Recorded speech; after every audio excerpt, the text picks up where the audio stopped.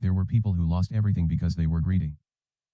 Some lost everything because they trusted the wrong business partner. Others destroyed themselves with one reckless decision at exactly the wrong time. Caelan Veyr lost everything because he spent most of his first life believing that love meant giving until there was nothing left of him. By the time he finally understood the truth, even his name had become something people whispered with pity.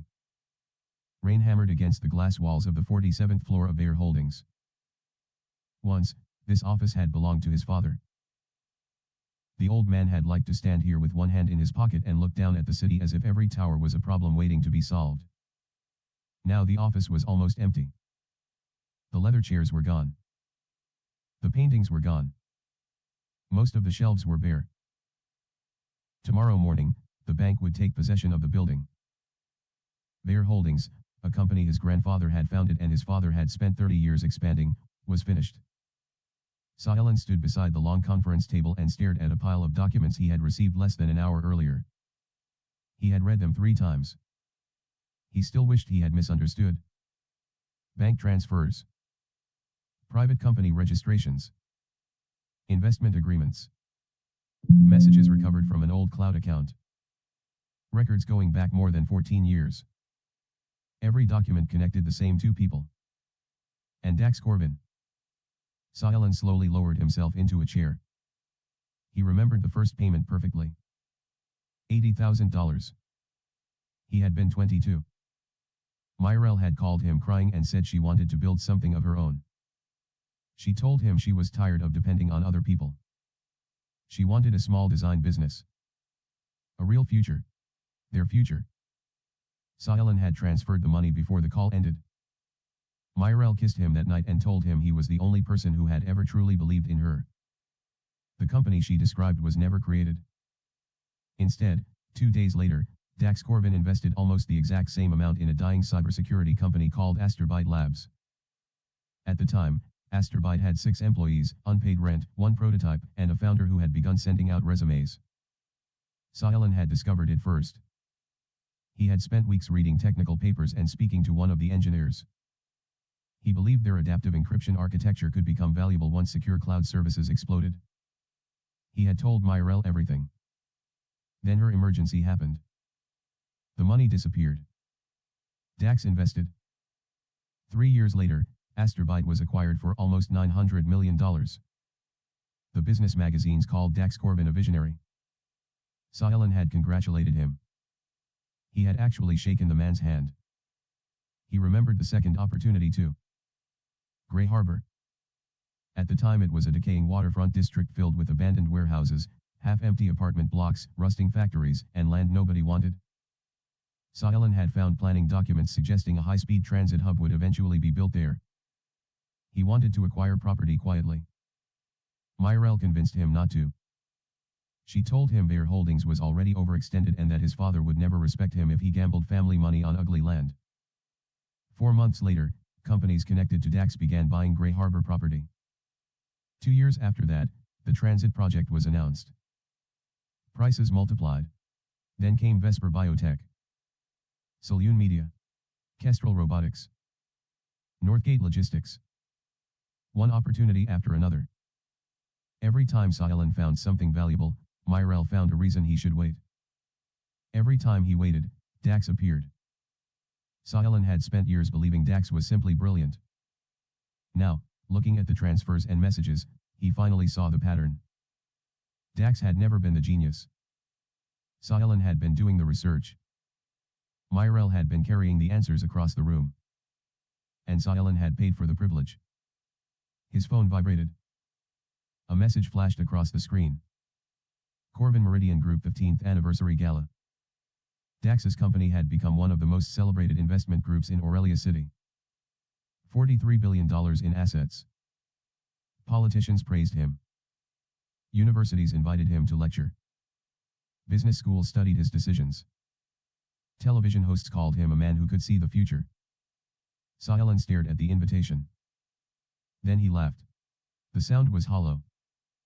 15 years. He had spent 15 years watching another man receive applause for choices Caelan himself had discovered. He looked toward the window. Across the avenue, the Corvin Meridian logo glowed over the skyline. Caelan put on his coat. He had nothing left to protect. He might as well hear the truth from them directly. The Imperial Crown Hotel was full of people who had once known him. Some had invested with his family. Some had attended his wedding engagement dinner before that engagement quietly disappeared. Others had borrowed money from his father and later pretended they barely remembered the Veyr name. Caelan entered the gala alone. Whispers followed him almost immediately. Is that Caelan Veyr? I heard the bank takes their headquarters tomorrow. His father would turn in his grave. Why would he come here? Caelan ignored them. He saw Mirelle first. She stood near the windows in a silver dress, one hand resting around a champagne glass. Even after all these years, she was beautiful. Caelan hated that he noticed. Beside her stood Dax Corvin. The newspapers liked to photograph Dax from his left side. It made his jaw look sharper. Tonight he wore a dark suit, a custom watch worth more than most people's homes, and the calm smile of a man who believed the world had finally recognized what he deserved. Mirelle noticed Caelan. Her smile vanished. Caelan. Dax turned. For several seconds, nobody spoke. Then Dax raised his glass. Well. I didn't expect you. Caelan walked toward them and placed a folder on the nearby table. $80,000. Mirelle's expression changed. Caelan kept looking at her. The money I gave you in our final year at university. She said nothing. Asterbite. Silence. Gray Harbor. Dax stopped smiling. Vesper Biotech. Caelan placed another document on the table. Northgate Logistics. Another. Saloon Media. Mirelle finally spoke. This isn't the place. Then where is? You're upset. I am. Go home, Caelan. He almost smiled. He had always obeyed. Not tonight. How long? Mirelle frowned. Caelan's voice became quieter. How long were you sleeping with him? Dax laughed. Not loudly. Just enough. Caelan turned toward him. Dax shrugged. University. For years, whenever he asked too many questions, she had told him to rest. Calm down. Think later. Trust her. The room around Caelan seemed to become distant. He had expected betrayal. 5 years, maybe. 7. Something that happened after their relationship began collapsing. University meant the relationship had been false almost from the beginning. Mirelle looked irritated now, not ashamed. You came here because you wanted answers. Yes. Then stop acting surprised when you get them. Caelan stared at her. Was anything real? Mirelle was silent long enough that, for one pathetic second, some part of him hoped. Then she spoke. You were useful, Caelan. He didn't move. She continued. You had money. Connections. Information. You wanted to help me. I let you. Useful. Yes. Her voice became colder. But usefulness isn't the same thing as worth. Dax took a drink. She's not wrong. Caelan looked at him. Dax gestured toward the ballroom. Investors. Politicians. Executives. All of them were here because of him. Or because they believed they were. You found opportunities, Dax said. I had the courage to take them. Courage. You were born with every advantage. I wasn't. You used my money. I used money you were stupid enough to hand over. Dax stepped closer. You had every card in your hand, Caelan. You spent your entire life giving them away. He smiled. Don't blame us because we knew how to play them. Caelan looked at Mirelle one final time. For years he had imagined that discovering the truth would destroy him. Instead, something inside him went quiet. The pain was there. But underneath it was exhaustion. He turned around. No shouting. No threats. No dramatic promise of revenge. He simply walked away. For some reason, Mirelle called after him. Caelan. He didn't stop. Outside, the rain had become heavier. His phone rang while he walked. Bank. Lawyer. Creditor. He ignored them. Then another name appeared. Mom. Caelan stopped beneath the rain and answered. Mom. Mirelle Veyr's voice was weak. Where are you? Outside. You're still coming tomorrow.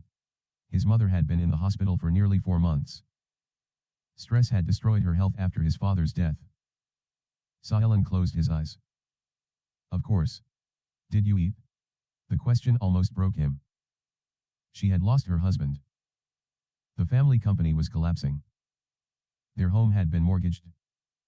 And from a hospital bed, she was worried whether her son had eaten. Yeah. He lied.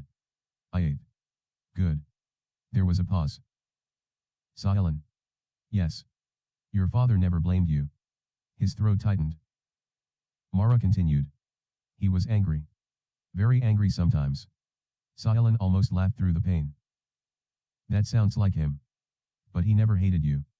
Caelan could see his father as clearly as if Dax Veyr were still alive. Broad shoulders. Gray beginning at the temples. Caelan stood under the rain and stared at the Corvin Meridian logo across the road. Always carrying a folder. Always asking Caelan whether he had read the numbers instead of merely looking at them. He wanted you to learn to live for yourself, Mara whispered. The call ended a few minutes later.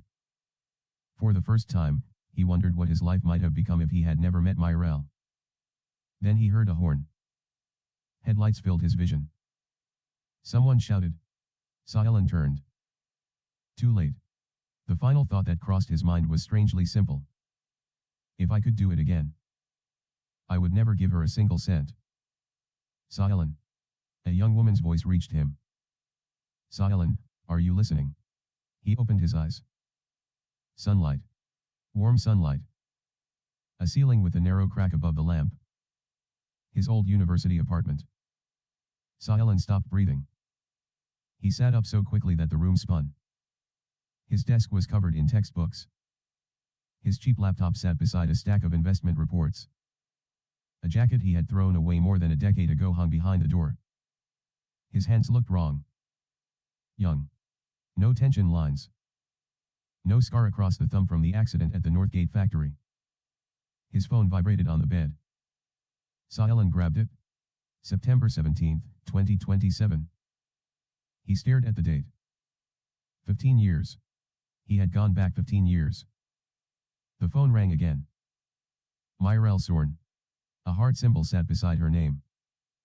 Caelan's body went cold. He knew this date. He knew this call. This was the day everything began. The first $80,000. He answered. Hello. Mirelle's younger voice came through the phone, soft and bright. Caelan. Finally. He said nothing. You remember what we talked about yesterday, right? Caelan looked toward the window. Across the street stood the old Veyr Capitol building. Still busy. Still profitable. His father was alive. His mother was healthy. Their home still belonged to them. Caelan's eyes burned. Mirelle misunderstood his silence. Caelan. Yeah. You promised. There it was. The word that had ruled his first life. Promise. Mirelle continued. If I can get the 80,000 today, I can finally start building something of my own. I really need you on this. Caelan looked at his bank balance. $128,000. His family trust account. In his first life, most of it disappeared into Mirelle's emergencies. This time he almost felt grateful she had called. Because now he knew exactly where to begin. I remember, he said. Mirelle sounded relieved. I knew you would. Send it today, okay. We can meet tonight. I'll cook. Caelan remembered the dinner. He remembered arriving with flowers. He remembered Mirelle spending half the evening in the bathroom. Now he knew who she had been messaging. No. The other side went silent. What? No. She laughed awkwardly. Stop joking. I'm not. Caelan. I won't transfer the money. The sweetness in her voice weakened. But you promised. I changed my mind. Why? Because it's my money. A 5-second silence. Caelan found it almost beautiful. Mirelle had never heard him say that before. My money. Not our future. Not whatever you need. Not don't worry, I'll handle it. Mine. Did your father say something? No. Are you angry with me? No. Then what's wrong? Caelan leaned back. Nothing. Caelan, this project matters to me. I know. Then why are you doing this? Because I don't want to give you $80,000. The answer was so simple that she had no response. Finally she said, this isn't like you. Caelan looked at the reflection of his 22-year-old face in the dark laptop screen. You're right. He ended the call. She called again immediately. He declined. Again. Declined. Messages followed. Why did you hang up? Can we talk? What did I do? This isn't funny. Caelan opened her contact. He deleted the heart. Then he changed the name from Mirelle with the heart to Mirelle Sorn. A tiny change. It felt like cutting a chain. Then he remembered Asterbite. In his first life, Dax invested the stolen $80,000 in Asterbite within 3 days. At this moment, founder Joran Velez was desperate. Rent overdue. Payroll due in less than 2 weeks. One senior engineer preparing to leave. The future Dax had stolen from Caelan was still sitting in a shabby office waiting for money. Caelan stood. Company valuation less than $300,000. In the last life, I gave you the capital. He looked at his bank balance. This time, I'll buy the future myself. Asterbite Labs occupied the second floor of an old commercial block near the edge of the technology district. The sign outside was missing 2 letters. Caelan entered without an appointment. A tired receptionist looked up. Can I help you? I want to speak with Joran Velez. Do you have an appointment? No. Mr. Velez is busy. Caelan glanced around the office. 3 employees. 2 empty workstations. A coffee machine with a handwritten sign that said broken again. Clearly. The receptionist glared. Caelan placed his family card on the desk. Caelan Veyr. Her expression changed. The Veyr name still carried weight. 5 minutes later, Joran arrived. 29 years old. Messy dark hair. Eyes red from exhaustion. In 12 years, he would be one of the most respected cybersecurity founders in the world.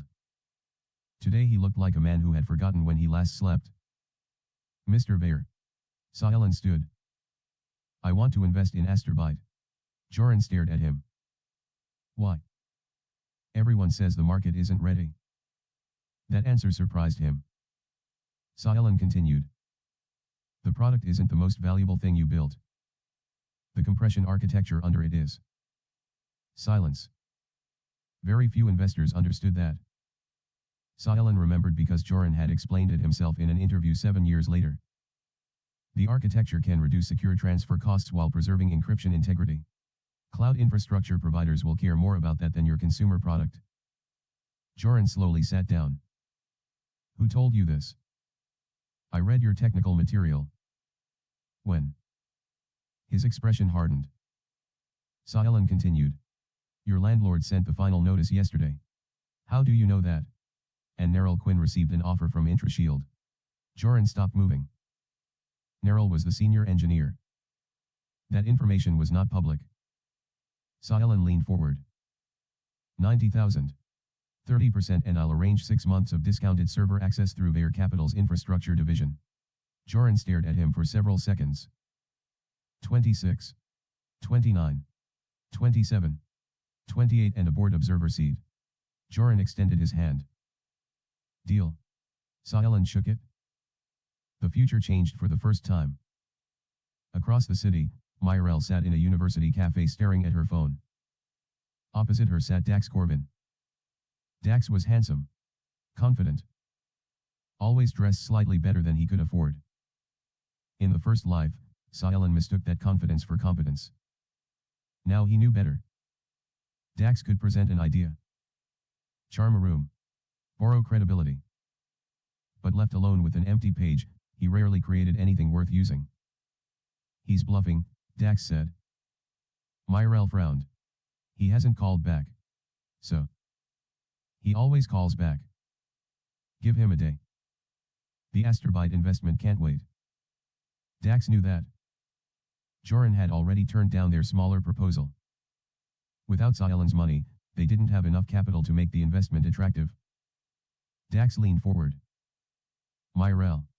He loves you. She looked unconvinced. People like Caelan don't suddenly change. Mirelle wanted to believe him. That evening she posted a photograph. Dinner. Who are you with? Why didn't you tell me? Can I come? This time Caelan viewed the post. Then put his phone down. No message. No call.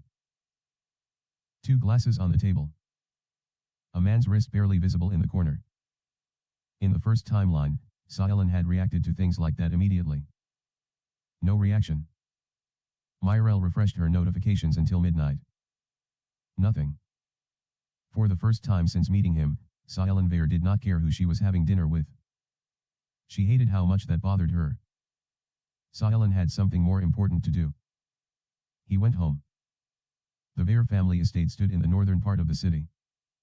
In his first life, Caelan avoided visiting because Mirelle constantly told him his father looked down on her and tried to control him. This time, he walked through the front door and heard his father's voice from the study. Caelan. Garrick Veyr stepped into the hallway. 54. Alive. Strong. Gray just beginning at the temples. Caelan stopped. His father frowned. What happened? Caelan almost laughed. Nothing. You look like you've seen a ghost. Caelan crossed the distance and hugged him. Garrick froze. What did you break? Caelan laughed into his shoulder. Nothing. How much money do you need? None. That answer finally worried Garrick. He pushed Caelan back and looked at him carefully. Are you sick? No. Then what is happening? Caelan looked at the man whose funeral had destroyed him. Can we have dinner tonight? Garrick stared. That's it? That's it? Mirelle Veyr nearly dropped a plate when Caelan arrived early for dinner. She spent the first 10 minutes asking whether he was eating properly. Garrick criticized the way Caelan was holding his fork. Caelan listened to every complaint like it was music. During dinner, Garrick mentioned a financing proposal Veyr Holdings was preparing to sign with Strathmore Commercial Bank. Caelan's smile disappeared. He remembered that deal. In the first timeline, it seemed harmless. The refinancing agreement placed several strategic assets under restrictive covenants. Years later, when Veyr Holdings hit a temporary cash flow crisis, those covenants allowed creditors to force asset sales. Dax bought several of them through shell companies. Caelan placed his fork down. Don't sign it. Garrick raised an eyebrow. Excuse me. The Strathmore refinancing. How do you know about that? I saw the draft in your study last week. That was a lie. Garrick leaned back. And why shouldn't I sign it? Cross default clause. Section 14. If any subsidiary violates the liquidity covenant, Strathmore can accelerate obligations across the group. Garrick's expression changed. Caelan continued. Section 19 allows the lender to demand additional collateral during a rating downgrade. Mara looked between them. Garrick said slowly, you read the whole agreement. Yes. And? They're not refinancing us. They're buying the right to strangle us later. Garrick went quiet. The next morning, Veyr's legal team reviewed the agreement again. 3 days later, negotiations with Strathmore collapsed. One of the chains that had destroyed the Veyr family in the first life disappeared before it ever tightened. Caelan began keeping a notebook. Not a list of everything he remembered. That would be too dangerous. A list of events whose causes he understood. Asterbite. Grey Harbor Transit. Vesper Biotech. Kestrel Robotics. Northgate Logistics. The Saloon Streaming Rights War. The Black Monday Commodities Crash. The Lumen Battery Patent. He knew the results. But after Asterbite, he also understood that changing one event could move another. His memories were not prophecy. They were information. Information became weaker the more he changed the future. So Caelan decided to use a simple rule. Never bet only on remembering the outcome. Understand why the outcome happened. That rule would separate him from Dax. Dax had received Caelan's conclusions. Caelan understood the reasons. 3 weeks after the regression, Caelan received Asturbide's first development report. The company was recovering. Neril Quinn had stayed. The server arrangement reduced costs. A corporate pilot project that originally happened 5 months later was already being discussed. Caelan smiled. Then he opened a second file. Grey Harbor. He did not buy property under his own name. Instead he created Aurelian Asset Partners, a private holding company. Then he began buying. Not everything. Aurelian Asset Partners. Who are they? In the old sequence of events, Mirelle had repeated Caelan's research to Dax. This time Caelan had never told her anything. For the first time, Dax felt the uncomfortable sensation of arriving late. Mirelle confronted Caelan on campus a week later. She stepped in front of him outside the business faculty. We need to talk. Caelan moved around her. She followed. You've been avoiding me. I'm busy. For a month. Only the parcels he knew mattered. 3 warehouses near the future station. An abandoned hotel. 2 apartment blocks. Several narrow commercial plots that would later become necessary for access roads. Small purchases. Quiet purchases. By the time Dax Corvin began searching the district, Caelan already controlled the best locations. Dax stared at the property registry in disbelief. Mirelle sat beside him. Private holding company. Can we buy around them? Dax clicked through listings. Prices had already begun rising because Aurelian's purchases made local owners suspicious that someone knew something. Not at the old price. Mirelle frowned. How did anyone know? Dax looked at her. The Grey Harbor idea had come from Caelan. Yes. You don't call. No. You don't text unless I text first. Correct. Mirelle grabbed his wrist. Caelan stopped. She looked genuinely upset. What's happening to you? Nothing. You cancelled our anniversary dinner. Caelan remembered. In the previous life he had spent nearly $12,000 that weekend. Private restaurant. Diamond bracelet. Luxury hotel. Mirelle disappeared for 3 hours on the second evening. She said she went shopping. Now he knew exactly who she met. You remembered the anniversary? She asked. Yes. Then why didn't you come? Because we're done. Mirelle's face changed. What? I'm breaking up with you. She laughed. It sounded forced. Stop. I'm serious. Because of the money. No. Then why? Caelan could have exposed everything. Instead he chose the answer that hurt her pride far more. I don't want this relationship anymore. You don't mean that. I do. We've been together for 3 years. I know. You're throwing everything away. Caelan gently removed her hand from his wrist. No. He looked at her calmly. I'm finally keeping something. Then he walked away. Mirelle remained there while students passed around her. For the first time, she had been the one abandoned. That evening she went directly to Dax. Dax listened and became irritated for a different reason. Did he say why? No. Did he mention me? No. Are you sure? Yes. Dax paced. Something about Caelan's behavior felt wrong. Asturbide was gone. Grey Harbor was being accumulated by someone else. Now Caelan had suddenly cut Mirelle off. Dax asked, did you ever tell him about our plans? Of course not. Did he read your messages? No. Dax wanted to believe the timing was coincidence. He just didn't like coincidences. Caelan's next move was Vesper Biotech. In his first life, Vesper became famous because of one compound almost nobody believed in. The company itself was badly managed.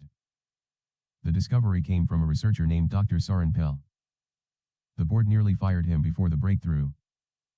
Dax had invested after learning the company name from Mirelle, but he had never understood why Vesper succeeded. Caelan did. So he didn't invest in Vesper immediately. He went to Soren Pell. The researcher worked in a rented laboratory attached to a university hospital. He looked suspicious when Caelan requested a meeting. You want to fund my inflammation research? Not exactly. Sorn frowned. Caelan pointed at a set of data. I want to fund this compound. VP 17. Yes. I know. Then why? Sorn's eyes narrowed. Caelan carefully avoided giving information he couldn't reasonably possess. He asked questions. Off-target pathways. Questions that pushed Sorn toward the discovery rather than handing it to him. By the end of the meeting, Sorn no longer thought Caelan was just a rich student. He thought he was strange. But useful. Caelan created a research grant through the Veyr Family Foundation. No equity. It failed the original target. Because you're measuring the wrong outcome. Neurological inflammation. Blood-brain barrier behavior. No control. Only a contractual right to participate in commercialization if VP-17 produced a viable neurological treatment. Garrick reviewed the agreement. You're funding a failed anti-inflammatory compound. Yes. Why? I think the failure is interesting. His father stared at him. That is the sort of sentence people say before losing a lot of money. Then I'll lose my money. Garrick surprised him.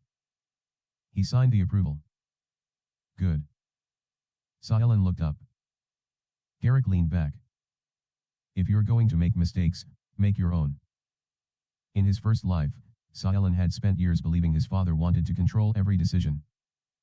Now he realized Garrick had been trying to teach him independence. Mirelle's problems grew quietly. Without Caelan's cards, she had to pay her own rent.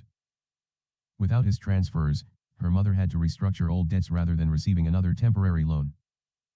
Without the apartment Caelan planned to lease for her, Mirelle remained in student housing. She complained to Dax. Dax promised it was temporary. His confidence remained impressive. His results did not. He attempted to raise money for a small investment vehicle called Corvin Crest Ventures. Investors asked for a track record. He didn't have one. He approached Asterbite. Too late. He approached Grey Harbor landowners. Prices had risen. He heard rumors about Vesper Biotech and tried to investigate. The company itself looked terrible. Without understanding Sorn Pell's research, Dax decided the rumor was probably worthless. For the first time, the difference between knowing an outcome and understanding it became visible. Dax had always believed he was brilliant because things worked when Mirelle brought him Caelan's research. Now he was making his own decisions. They were painfully ordinary. Caelan met Elira Fenn by accident. Or at least, it looked like an accident. In the first life, Elira had been a quiet student in the same financial analysis seminar. She rarely spoke. She wore plain clothes. She worked evenings at the university library. Years later, she became one of the most feared forensic investment investigators in the country. In Caelan's first life, she had once warned him that several transfers connected to Mirelle looked suspicious. Caelan accused her of jealousy. He never forgot the expression on her face afterward. This time, when he saw her sitting alone in the library, he walked over. Elira looked up. Can I help you? I owe you an apology. She stared. For what? Caelan realized the warning had not happened yet. Nothing. That was strange. He sat across from her. Elira closed her book slowly. Are you always like this? Not anymore. That made her smile despite herself. Caelan asked what she was studying.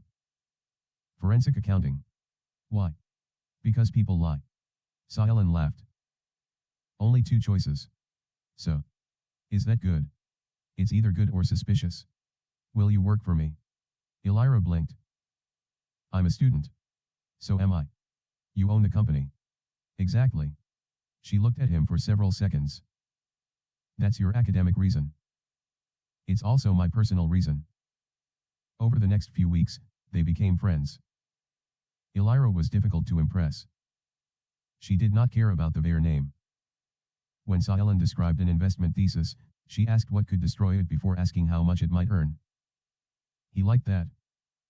Eventually he asked her to review Aurelian Asset Partners.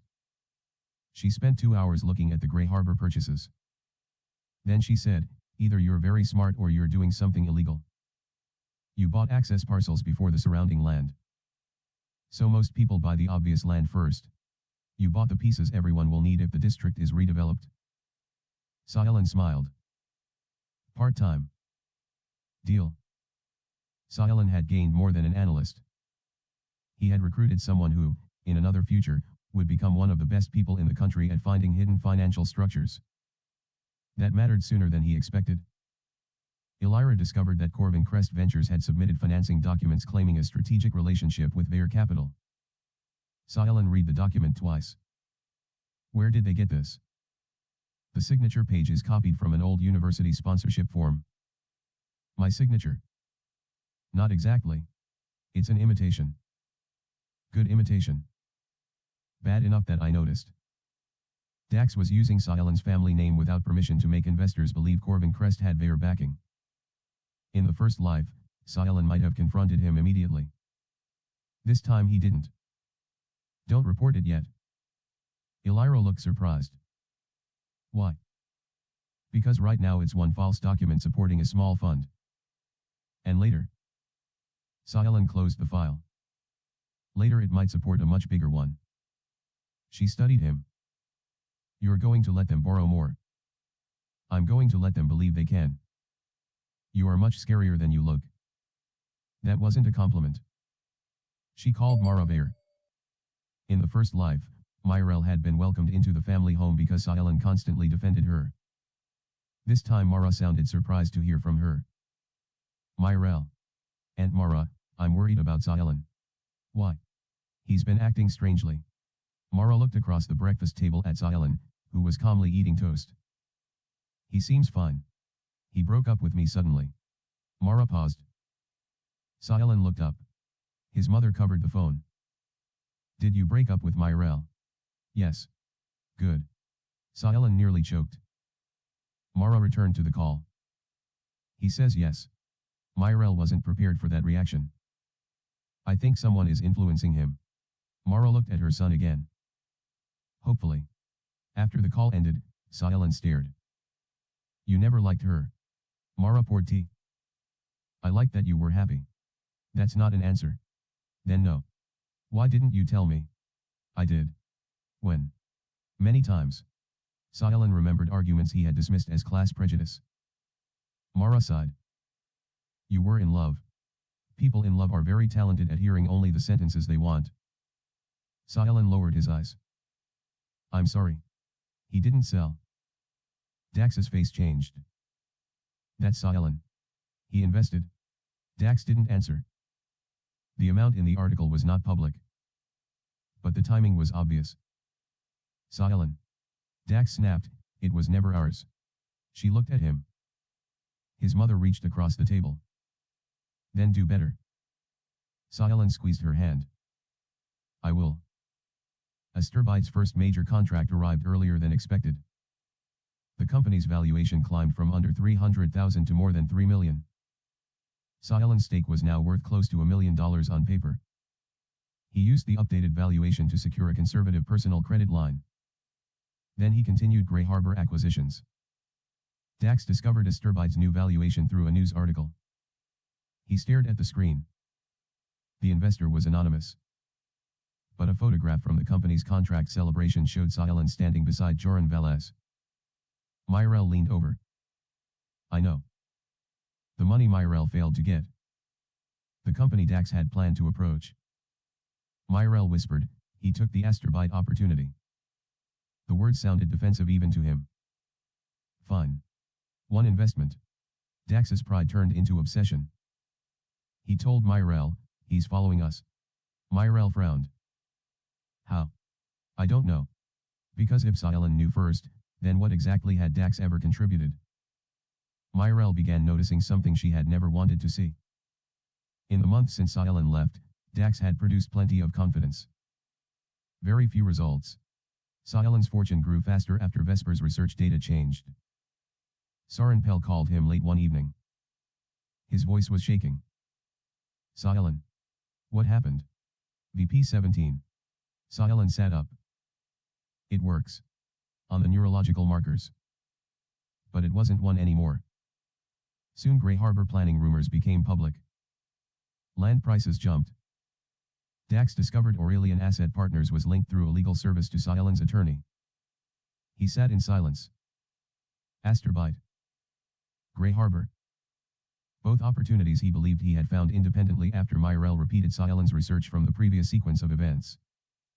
Now Caelan had them. Maybe he knew about them first. Dax looked at her. That answer was worse. Better than we expected. Caelan closed his eyes. The future had arrived. Only earlier. The commercialization rights were transferred into a newly created company called Lumen Neuro.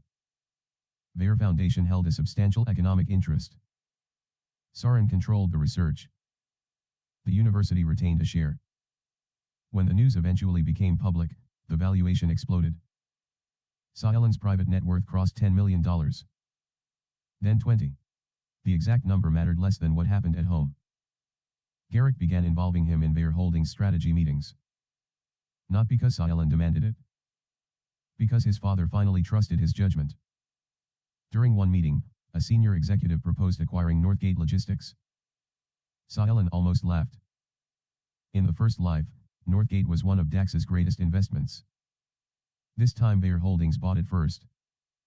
Garrick asked, "Why are you smiling?" "Nothing. You've been saying that a lot lately." "I'm happy." His father looked suspicious. "That is even more concerning." Caelan laughed. Life felt unfamiliar without constant panic. He had money. His parents were alive. The family company was healthy. Mirelle was no longer draining him. For a while, revenge became almost secondary. Then Dax reminded him why he had once wanted it. Corvin Crest Ventures announced a major private fund. $50 million in commitments. The forged support letter remained buried in the due diligence package. Elira showed Caelan. "They're using your name again. How leveraged are they?" "Very good." Elira stared. "You keep saying good when normal people would say bad. How much cash do they actually have?" "Less than 8 million. And commitments?" 50. "Debt facilities?" 2 lenders. "Maybe 3. Caelan smiled. Elira closed the folder. "You want them larger before you move?" "Yes." "Why?" "Because Dax's first life was built on my money." Elira didn't understand the sentence, but she didn't interrupt. Caelan corrected himself. "His reputation is built on borrowed credibility. If I challenge him now, people will say it's a personal dispute. And if he raises 50 million, then auditors ask questions." Elira's eyes sharpened. "And lenders ask where the guarantees came from." "Exactly." Mirelle began appearing in magazines beside Dax. They were now publicly dating. Caelan saw the photographs and felt almost nothing. The promotional documents mentioned strategic access to Veyr family networks without directly claiming Veyr ownership. That surprised him. In the first life, seeing them together would have destroyed him. Now he mostly wondered whether the photographer knew Dax's fund had less cash than his watch collection implied. Mirelle eventually came to Caelan's office. No appointment. No warning. His assistant tried to stop her. Caelan let her in. She looked different. Not physically. The confidence around her had weakened. "I need to talk to you." "You always do." She ignored the comment. "Are you trying to destroy Dax?"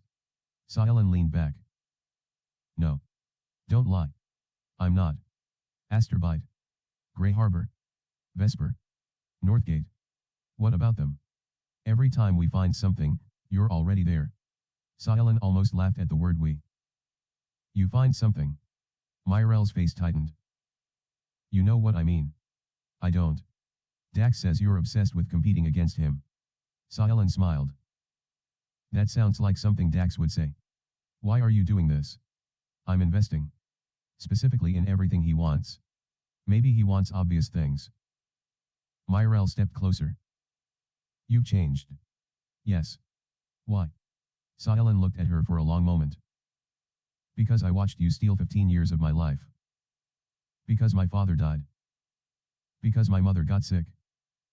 Because I died in the rain after learning you had never loved me." He said none of it. "I grew up." Mirelle's expression softened. Caelan. He already knew the tone. In the first life, It had cost him millions. She sat across from him. I know things ended badly. They ended clearly. I was confused. Caelan said nothing. Dax and I. She hesitated. It wasn't serious at first. Caelan almost admired the audacity.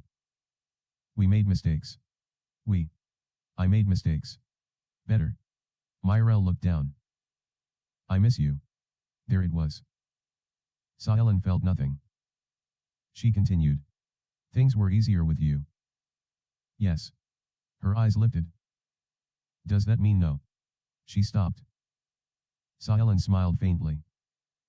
Things were easier because I paid for everything. That's not fair. Rent.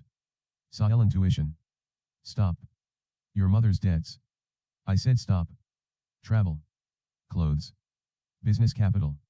Credit cards. Mirelle stood. Do you think that's all I cared about? Caelan looked at her calmly. I don't need to think anymore. She went pale. He pressed the call button on his desk. My assistant will walk you out. Mirelle's voice shook. You're really choosing money over 3 years together. Caelan looked almost amused. No. I'm choosing myself. The door opened. Mirelle left. Outside the building, she called Dax. He didn't answer. He was in a lender meeting. For the first time, Mirelle understood how alone she had become. Dax's fund finally made the mistake Caelan had been waiting for.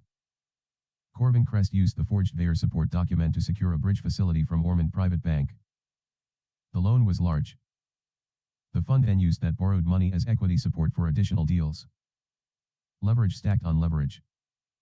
Elira mapped it all. One forged relationship. 3 lenders. 11 special purpose vehicles. A web of obligations large enough that a public denial from Veyr Holdings would trigger immediate review. Caelan went to his father. Garrick read the documents in silence. When he reached the forged letter, his expression became frighteningly calm. Did you know about this? Yes. For how long? Months. Garrick looked up sharply. And you waited? Yes. Why? Because when I first saw it, the damage to us was small. And now? The damage to them is large.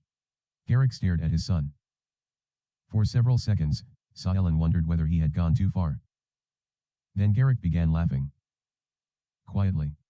Mara appeared at the study door. Why are you both laughing like villains? Garrick lifted the forged document. Our son has apparently inherited your patience and my bad habits. Mara looked at Caelan. Is anyone going to prison? She sighed. Then don't laugh. The Veyr legal team moved the next morning. Not with a dramatic press conference. With formal notices. Ormond Private Bank. The other lenders. Regressed's auditors. Regulators. Every letter said the same thing. Veyr Holdings had no strategic relationship with Regressed Ventures. No guarantee had been issued. No support letter was authentic. Any document suggesting otherwise was unauthorized. The effect was immediate. Ormond froze the bridge facility. A second bank suspended a credit line. Investors requested explanations. Auditors demanded original documentation. Dax walked into his office at 8:30 that morning believing he was managing a $50 million fund. By noon, he was managing a crisis. He called Mirelle. Did Caelan ever give you a Veyr support letter? No. Any guarantee? No. Anything with his signature? Old sponsorship forms. Dax closed his eyes. Mirelle realized. You copied one. I adapted it. You forged it. What word should I use? Dax shouted, I said don't use that word. Their relationship cracked immediately. For the first time, Mirelle saw fear underneath Dax's confidence. She asked, can Caelan fix this? Dax looked at her. He hated the question because the answer was yes. Caelan could save him. One statement from Veyr Holdings confirming some form of support could stabilize the lenders. The irony was humiliating. Dax's future once depended on Caelan's money. Now his survival depended on Caelan's signature. Mirelle volunteered to speak to him. Dax didn't stop her. Caelan agreed to meet them both. Not at his office. At a small conference room inside Veyr Holdings. Elira sat beside him with a folder. Dax entered first. Mirelle followed. For a moment, the three people from Caelan's first life were in the same room again. The difference was everything. Dax no longer wore confidence like armor. Mirelle no longer looked certain. Caelan no longer needed anything from either of them. Dax started. This has gone too far. Caelan looked at him. You forged a Veyr support document. That isn't what happened. Elira slid a copy across the table. Then explain the signature. Dax glanced at her. Who are you? The person who found 11 companies you hoped nobody would connect. His face changed. Elira smiled. Nice to meet you. Dax looked back at Caelan. We can resolve this. Probably. Confirm the relationship. No. Temporary confirmation. No. Caelan. Mirelle spoke softly. Please. Caelan looked at her. The same word. The same voice. In another life, it would have emptied his account. This time it did nothing. Dax leaned forward. If the lenders call everything at once, the fund collapses. I know. Investors lose money. I know. Employees lose jobs. I know. Dax's voice hardened. So you're willing to destroy all of that because you're jealous? Caelan actually laughed. Jealous? Of me? Dax spread his hands despite the situation. You've been chasing every deal I touch. Caelan looked at him for several seconds. Then he asked a question.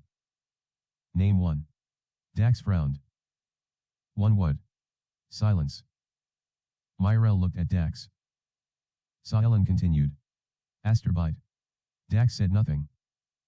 Grey Harbor. Nothing. Vesper. Dax's jaw tightened. Northgate. Then prove it. Dax stood. I built Corvin Crest. With a forged Veyr letter. The room went silent. Mirelle stared. One major investment idea you discovered without information that first passed through Mirelle. Mirelle's expression slowly changed. Caelan leaned back. You spent years believing you were a genius because somebody kept handing you answers. That's not true. Dax's face became red. Caelan's voice stayed calm. Without my money, my information, my reputation, or my family's name, what exactly have you built? Dax turned toward Mirelle. The accusation in his eyes appeared before he spoke. You told him. Told him what? Our plans. I didn't. Then how does he know everything? I don't know. They began turning on each other in front of him. Caelan watched quietly. This was what he had wanted for years. It felt strangely small. He stood. Dax looked at him. Where are you going? We're done. You can't walk away. Caelan stopped at the door. I already did. Corvin Crest collapsed over the next 6 weeks. Not overnight. That would have been cleaner. Instead it happened slowly. Lenders demanded repayment. Investors filed claims. Deals were cancelled. Assets were sold. Dax attempted to move money between entities. Elira found the transfers. Regulators became involved. One of the banks discovered additional false representations unrelated to Veyr. Criminal investigators opened a case. The business press that once called Dax a rising genius now asked whether his entire reputation had been manufactured. Mirelle tried to separate herself publicly. Dax responded by releasing messages showing she had participated in several investor presentations. They destroyed each other more efficiently than Caelan ever could. At the first distressed asset auction, Aurelian Asset Partners bought 2 Grey Harbor properties Corvin Crest had acquired too late and at inflated prices.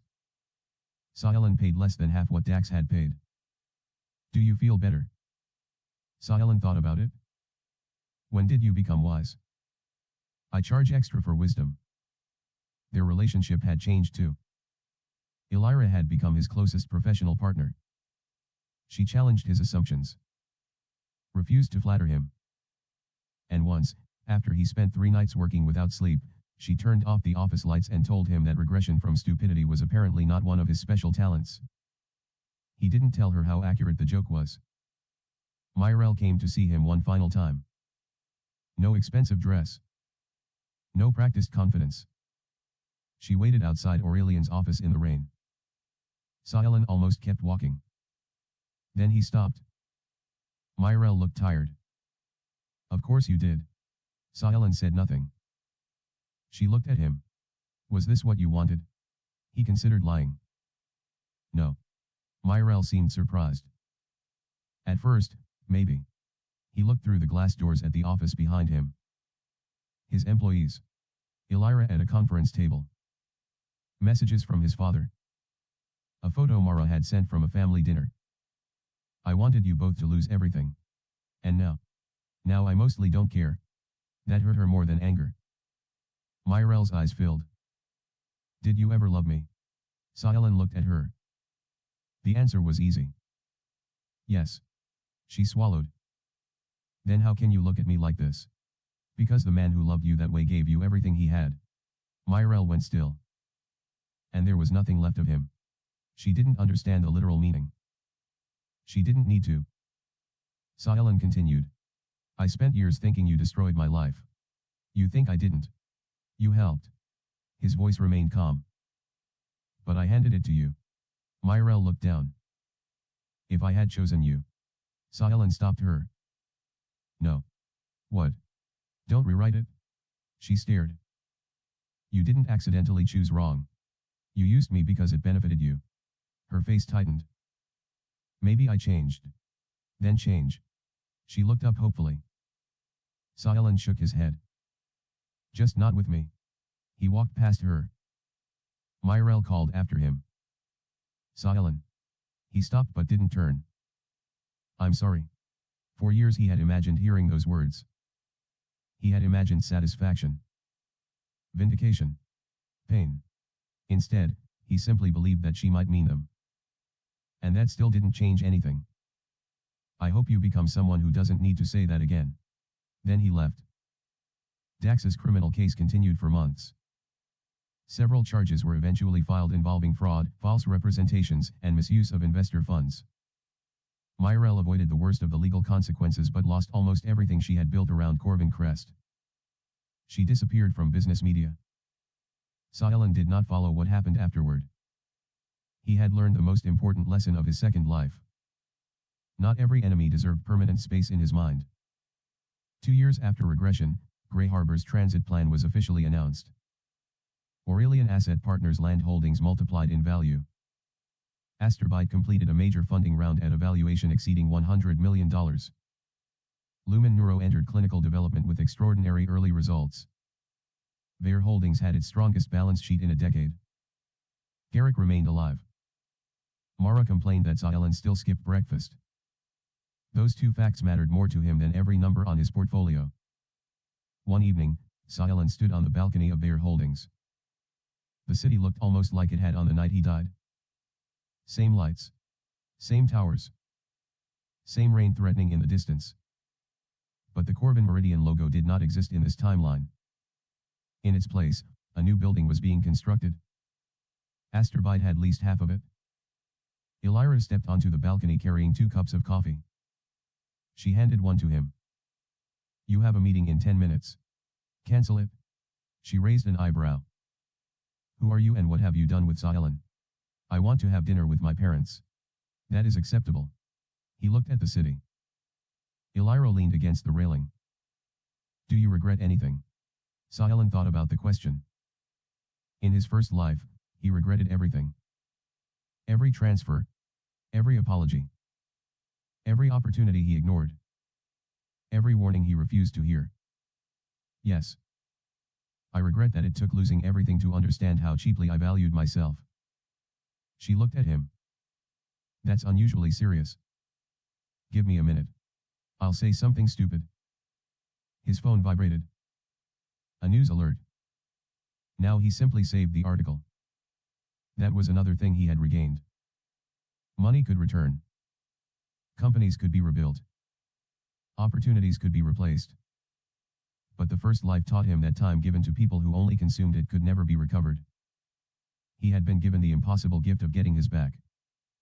This time he would not spend it begging someone to choose him. He had spent his first life as Mirelle's wallet, Dax's research department, and everybody else's emergency solution. His second life was different. He invested in himself. He protected his family. He built with people who built beside him. And when the two people who once used him finally collapsed, Caelan discovered the truth about revenge.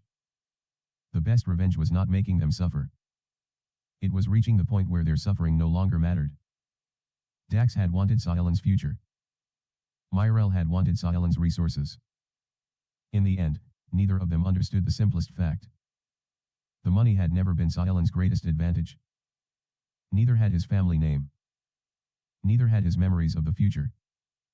His greatest advantage was finally understanding that his life belonged to him. The elevator doors opened behind him. Garrick's message arrived. Your mother says if you're late again, she is coming to the office herself. Caelan laughed. Elira glanced at the phone. You should probably run.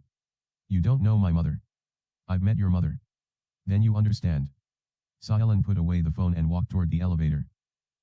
At the doors, he looked back once at Aurelia City. In his first life, he had died beneath those lights believing he had wasted everything. In his second, he finally understood. He had not returned to steal somebody else's future. He had returned to stop giving away his own. And this time, when the doors closed behind him, Caelan Veyr left without looking back.